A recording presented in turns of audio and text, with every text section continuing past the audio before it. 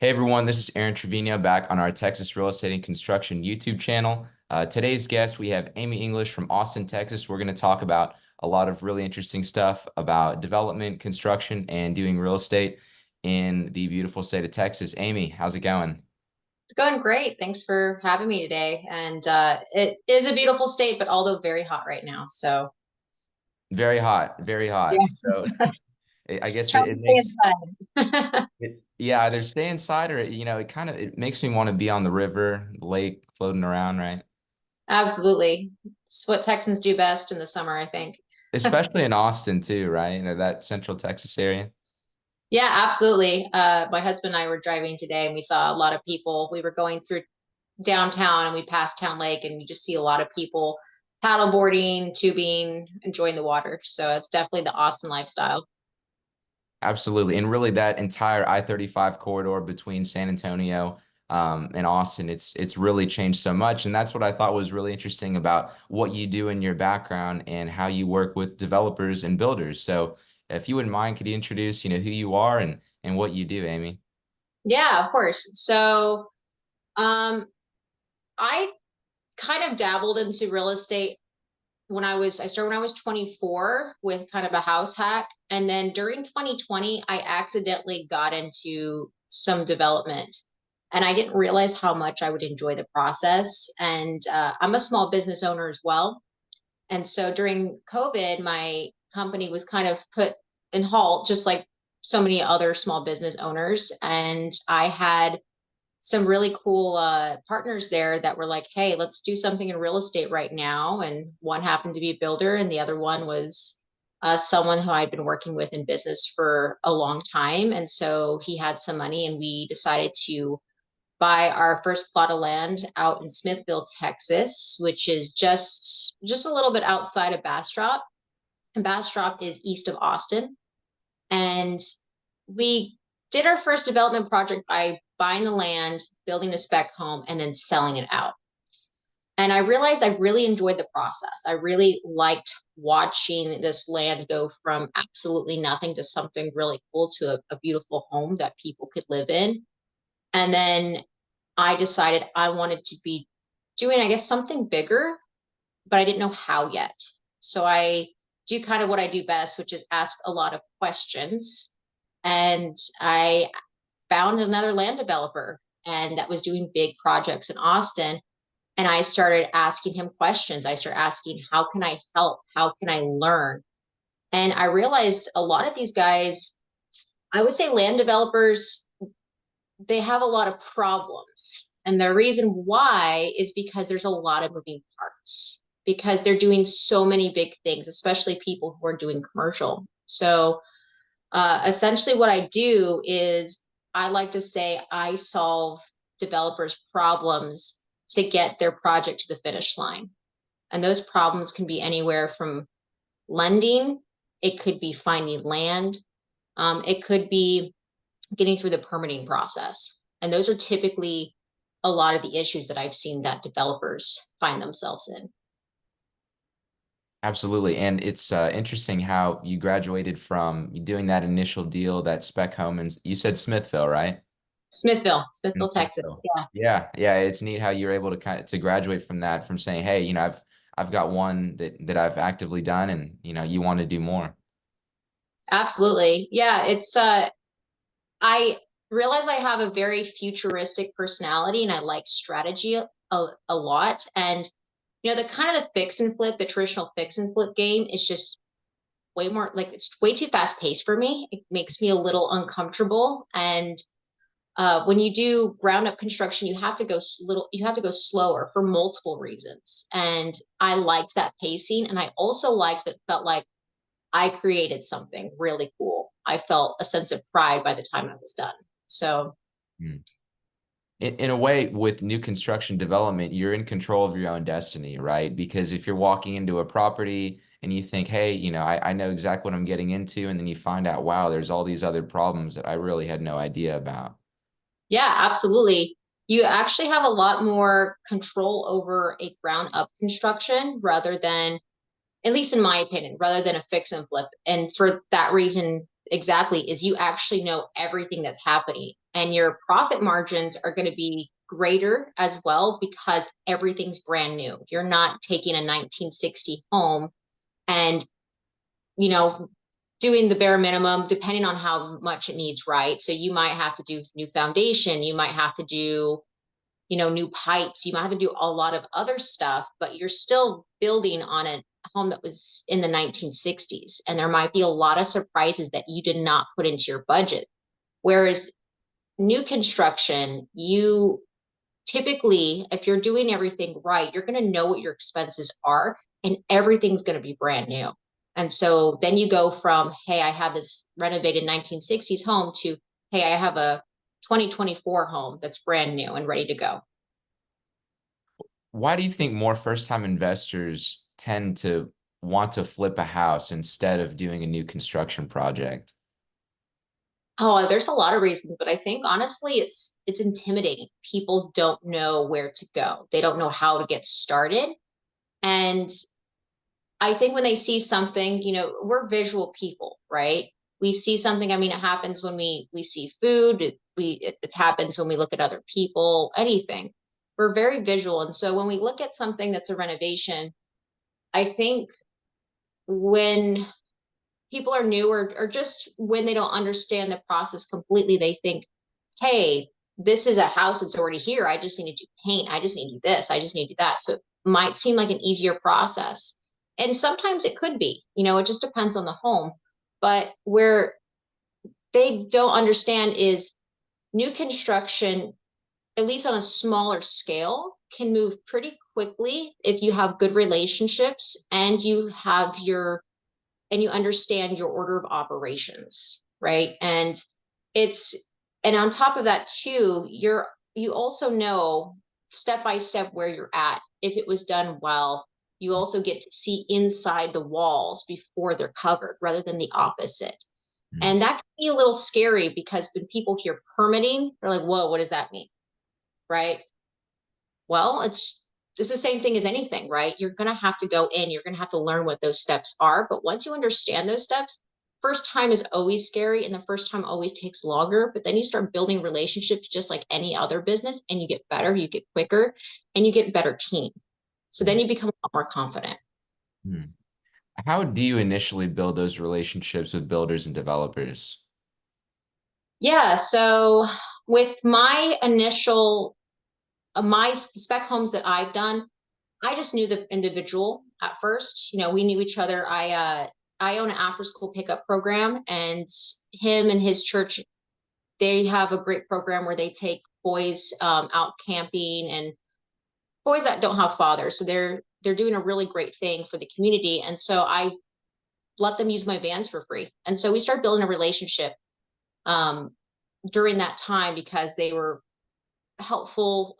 They anytime they returned my van, they always cleaned it up, and then we just kind of had this conversation of, oh, I've been building for 20 years. Oh, I've built in Bastrop. Oh, well, tell me more about that. And then that's kind of how I built that relationship. It was very organic, and then I started being more specific. And that's what I tell people: if you know what you want and you know who you're supposed to talk to, find the groups where those people are. You can even, if you know someone who's doing HVAC, or if you know someone who does um, concrete, or you don't know anyone that is in the trades at all, they might know someone that knows someone in construction, right? And that's kind of how I started there. And the first developer that I actually worked with, I knew him through my martial arts instructor. We both knew each other, and I remember he mentioned years later, we had a very short conversation.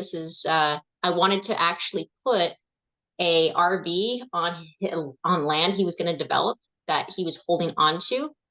And I wanted to do an Airbnb there. And we discussed that. It didn't quite work out, but I remembered years later, oh, he said he did land development. Maybe he'll let me ask him questions. And he was very open to it. He let me ask questions. I said, hey, can I pay you to follow you around? And, because this is really interesting, because he started talking to me about how they raise money, how they find land, what they look for. And no developer is the same. They all have different things they enjoy to develop and all have different specialties, just like any other type of sector. And he said, you know what? I actually need someone who does project coordination, someone who's leaving this position. I need someone to fill that. How about you learn while you make some money? And I was like, man, I can't beat that. So I joined their team for a short period of time to learn. And I also learned a lot of the issues that popped up. And this is how I started saying, hey, I really enjoy fixing problems and can bring value. And I would say that's the next thing is when you're searching for these people, developers are busy, stressed out. There's always something that is going to, especially on a larger scale, that's going to be delayed. And so if you're able to have that extra energy and you're able to bring value when you connect with them, they're going to want you to be around, Mm. right? And so how I brought value to his team is they needed someone that could organize their process, make sure that everyone was doing what they're supposed to be doing. I taking notes and in our meetings with engineers, following up to make sure tasks were complete.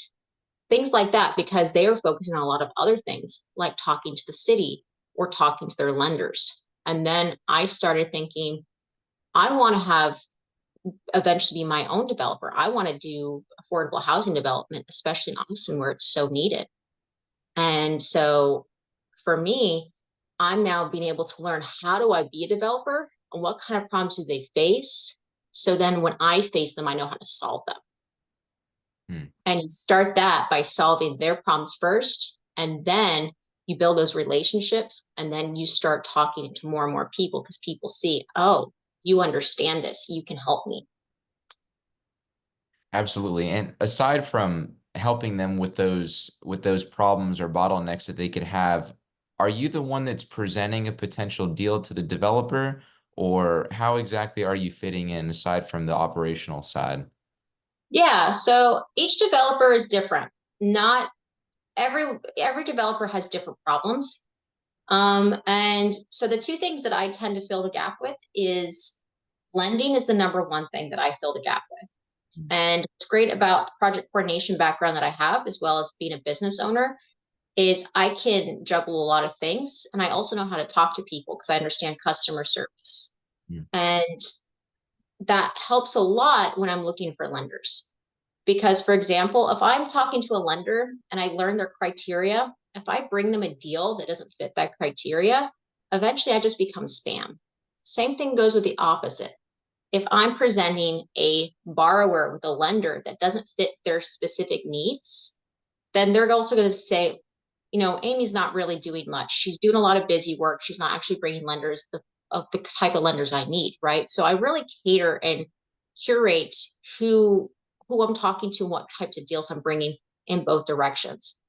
And then from the land aspect, developers also, they can't do anything without land, right? And there's lots of different types of developers. You have like the builder developers, like your DR Horton or your Pulte, KB Home, stuff like that. And then you have people who do things like high rises, or you have people that do self-storage development, right? So they're going to be looking for different types of investors as well. And as well as different types of land and opportunities. Mm. Because all those things, depending on what you build, it depends on what you're looking for. And Mm. so then what I do is I connect with a lot of people that specialize in land. I find agents that know how to find land. I look for uh, individuals that understand land notes because people that do land notes are able to get really cheap land.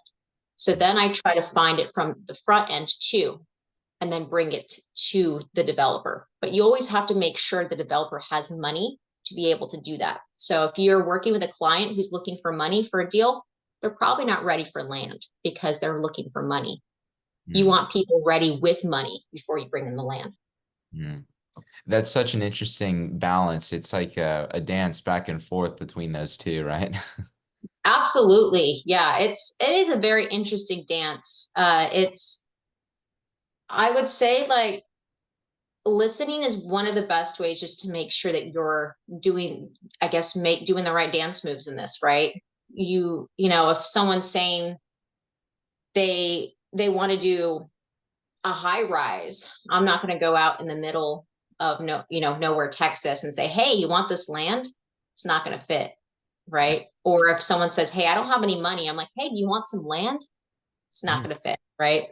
yeah, absolutely. And aside from profit, what else is a developer looking for in a deal? What exactly makes a good deal for a developer and for you as well? Yeah. So for me and the developer, actually, we're looking for the same thing in this is feasibility. How feasible is this project? Right. So there's a lot of factors in feasibility. But let's talk about, like, for example, a mixed use development. For example, something that has townhomes and residential and commercial stuff like that. So it's going to start off with having um, first, does the city need this? If you're going to be building somewhere where they are not, if the city's not growing or the demographic isn't asking for what you're building, it's not feasible, right? Especially if your land or if the land is too expensive.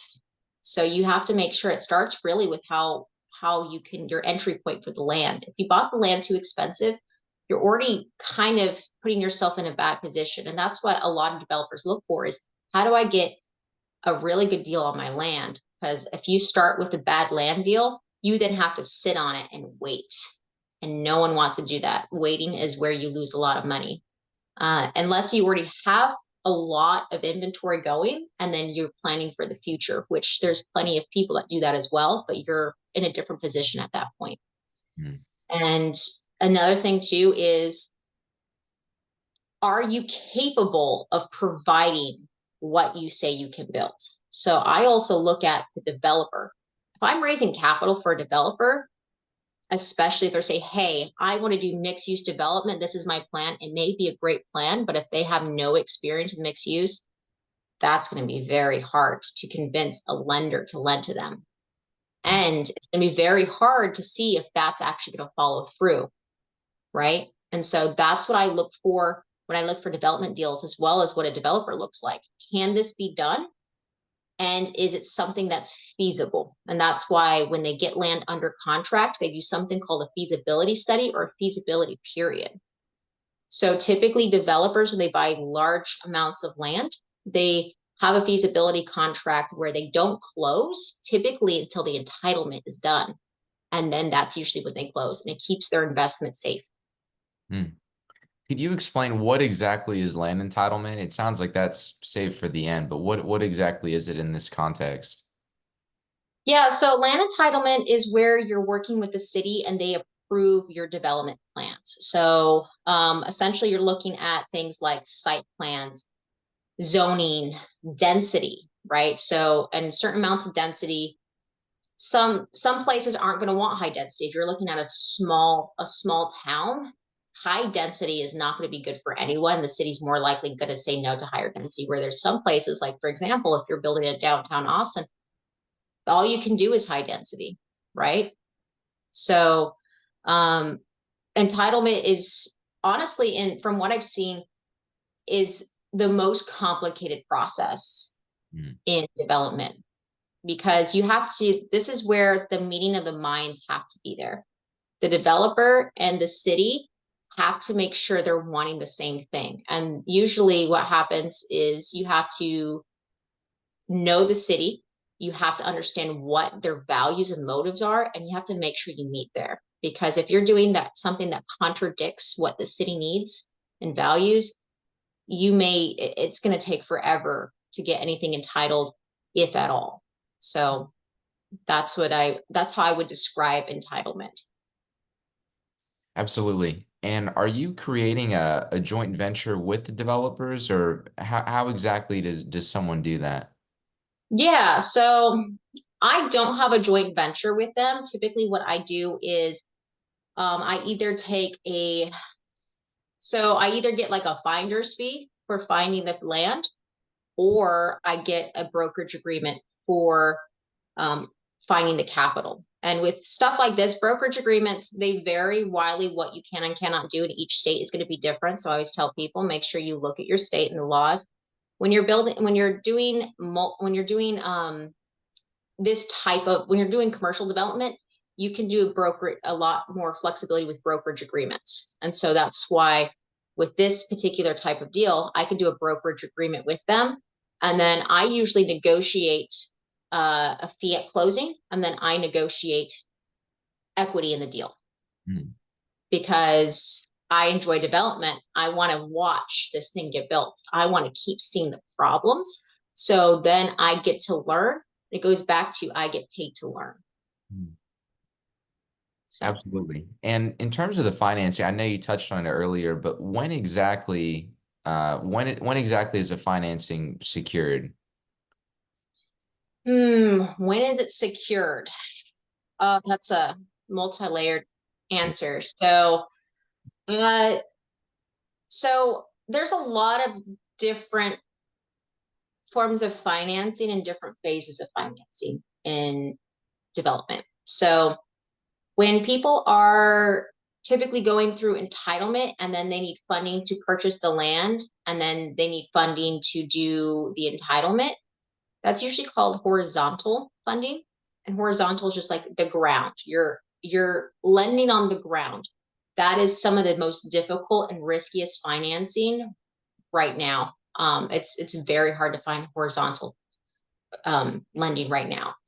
And you're going to want to, as you start, and it depends on the deal, of course. It depends on if you had investors to close the land, because some developers have really good relationship with lenders, and some have really good relationships with investors. And so typically, if you're doing things the way that I've seen it be the most successful, you typically get investors to get security in the land. And then you use those investors to pay for the entitlement process. Hmm. And then that's typically how you start.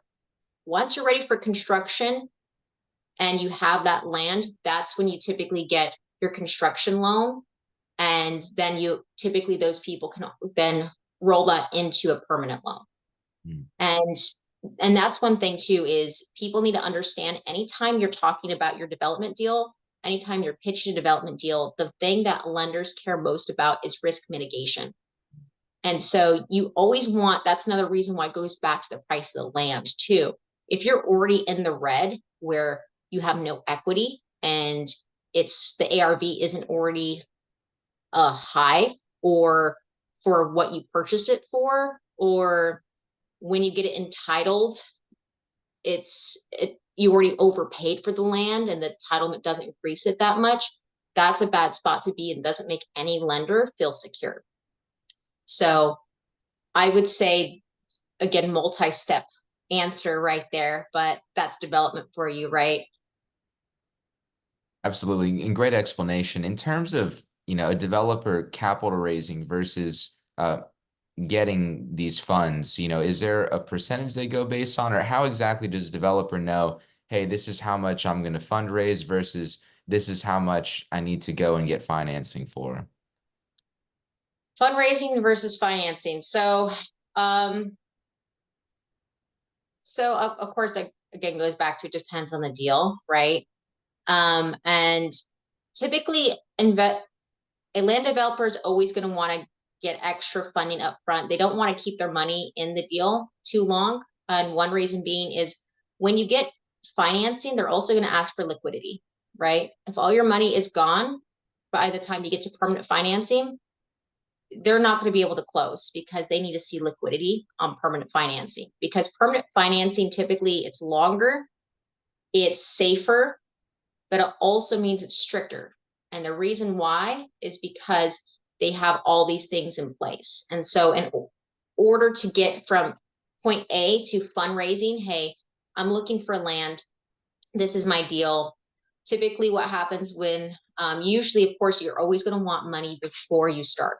When you're getting money after you've already found the land, that's when things start getting stressful. So I always tell people, when you're looking, if you know you want to do something like this, first build your expertise, find a developer who has experience that can essentially sponsor you. Anytime you do a development deal, you need to find a sponsor with you because people are not going to trust that you know what you're doing unless you have a sponsor.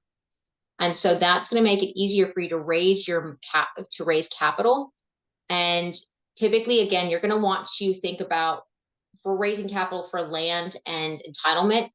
You're going to want to the city that you're building in will have a list of the costs typically of how much it's going to cost. So you're going to have to do a pro forma of how much this is going to cost to go through the horizontal and the entitlement process so you can budget correctly. And then as well as what's going to be for your closing costs, because typically once you have your entitlements, that's when you close on land for development. So you're going to want to be able to raise for that.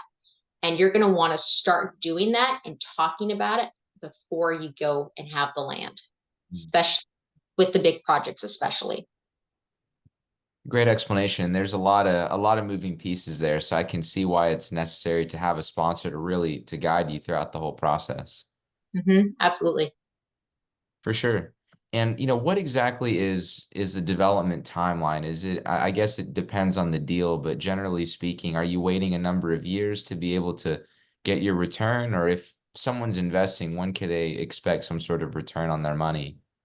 Yeah. So if you're working on a mixed use development, like I'm working on right now, for example, mixed use, typically when you have land developers that do mixed use, they a lot of times, not always, but at least the ones I've worked with, typically don't want to do the single family homes or build the townhomes. So typically what they do, and this is what also helps provide more security in the deal, is they get LOIs for builder developers to do that sector. When you get those LOIs, it shows this is money coming in and this is guaranteed money right here. We agree these LOIs, once entitlement is done, we have that land, we then sell that land. Not all of it, but a certain amount for the amount of single family homes or townhomes you allocated for your site plan. And so then you get paid. So then you get paid from those LOIs from those builder developers.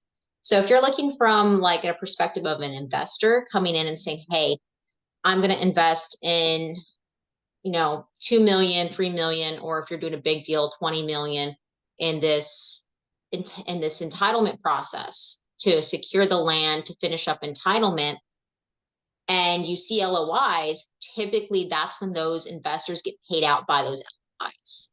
And that's when the land is then secured. And then you can go and show all of this equity that you built in this land. And then that's when you can go and say, okay, now let's do the vertical lending and let's find a longer term lender to secure this. So it's cheaper for the holding costs. And then it's a lot more secure. And then on top of that, you now have liquidity. Typically, you have a little bit at least. You have liquidity, and then you also have a lot of equity, right? That's going to help you close on a long-term loan. So that's typically how people will get paid out there. And then some developers will do kind of the traditional thing with their multifamily or their commercial stuff where they will sell it after so many years, after 5 years. And so if they decide, hey, maybe we don't want to come from a traditional lending, we want to come from maybe a syndication, or we want to come from more investors to put into this, because sometimes they'll do that too. Then they can say, and sometimes they can go from a debt or equity position. So this is another variable in how you can approach this. So then they can say, okay, after 5 years, everyone gets bought out, or we refinance, right? And that's another thing they do a lot too. And so those are different ways investors can be bought out in different phases of development, as well as showing different levels of security. Now, some developers will keep their properties permanently. I've known a couple developers that will develop and then they'll keep and hold long term. Not everyone does that, but there's definitely some that do, and they're usually in like the medical sector.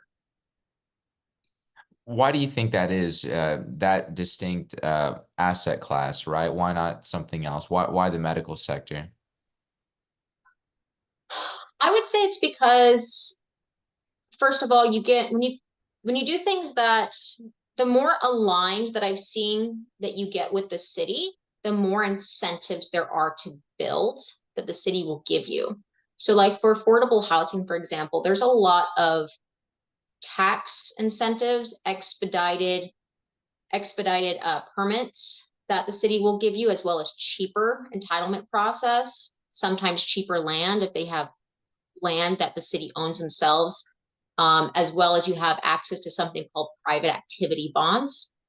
And so that's one way that it would be beneficial to hold, because then you get guaranteed money, because affordable housing, typically you have, some of your Section 8 and stuff like that in there. So it'd be beneficial to hold long term on that. Also, with how much cheaper it is to develop or redevelop those sectors.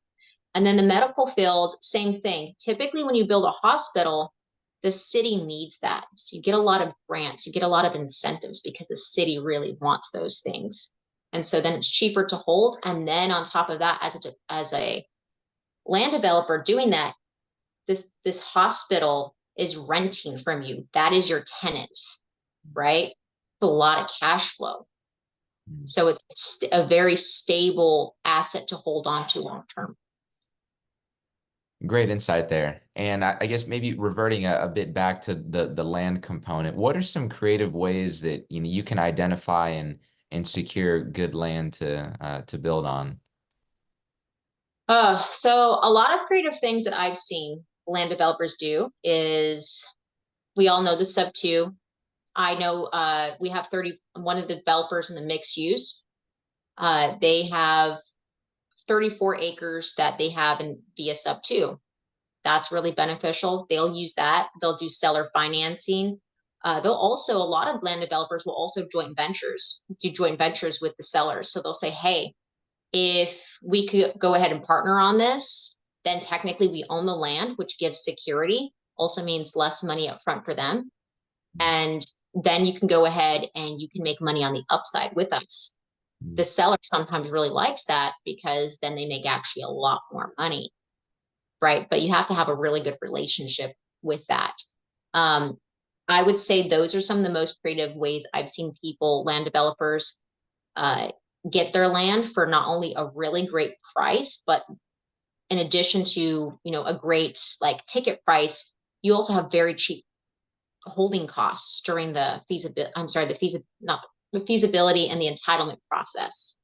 And then you also go back to risk mitigation, right? You already have the land, the seller's partnering with you, and now you can show other lenders on different sections of the project, hey, we have the land secured.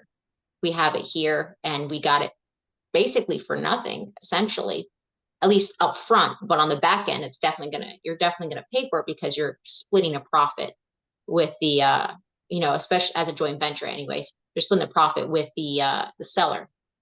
So Absolutely. Great insight. And transitioning a bit here, what are you looking forward to this next half of 2024? If someone's listening, what are y'all looking for specifically on the development side? yeah, so honestly, I'm going a lot in self-storage. Is something a lot of developers are looking for. Self-storage, RV parks, they're looking a lot of these more of affordable options, as well as cheaper ways of doing that construction. And it's something that's becoming pretty big right now. I'm seeing in development, as well as commercial warehouses, because they're much cheaper to build, and you can still get a really great return for those things, because of the industrial development is booming right now. I live actually near Buda, Texas, a little bit closer to there. I work in Austin, but I live in Buda. And what happens is, if you look on the highway, you see all these brand new industrial buildings. There's a reason for that. It's because there's a need. There's a lot of fulfillment that we're seeing that we need to have with different big, companies coming into Austin. Amazon warehouses. If you have a trade company like an HVAC company, they'll rent out those spaces, and those are pretty stable tenants there. right? So, because they have a lot of clients. And so I would say those are the sectors a lot of developers are looking for. And then the other one I'm seeing is luxury mixed development, which is completely opposite of industrial, right? That's the other one I'm seeing. They're providing this huge luxury opportunity in cities. So they're providing, hey, we're going to do pools, we're going to do hotels, we're going to do apartments, building a lot of high density, really luxurious lifestyle type developments that the city see, depend on the city's values, they see as that's going to boom our economy. Mhm. Absolutely. And is there anything you haven't said thus far, Amy, you'd really just like to hit home for us, or how can we work with you? Yeah, so um I'm always looking for lenders. I'm always looking for people who want to invest in development because that's kind of my bread and butter. So I'm always looking for people that are interested in lending.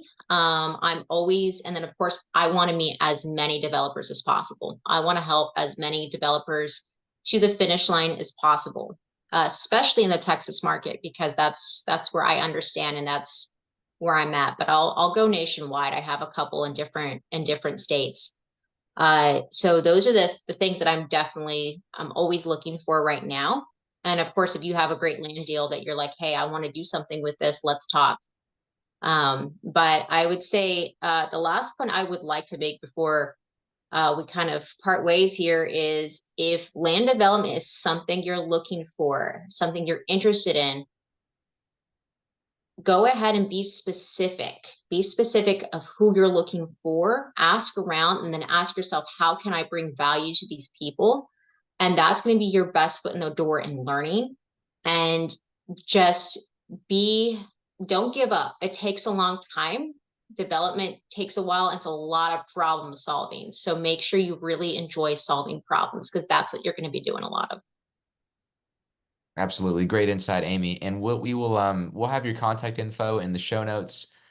So again, it's been a pleasure having you on the show. We've, covered a lot of ground talking a bit about your background, the Texas market, different asset classes, and really going from start to finish, financing, entitlement. So again, Amy, thank you so much for joining us today. Yeah, thank you so much for having me. I really enjoyed it and hope to talk soon. All right, guys. As mentioned, we will have Amy's info mentioned in the show notes. Signing off from the beautiful state of Texas. We will talk to y'all later. Bye.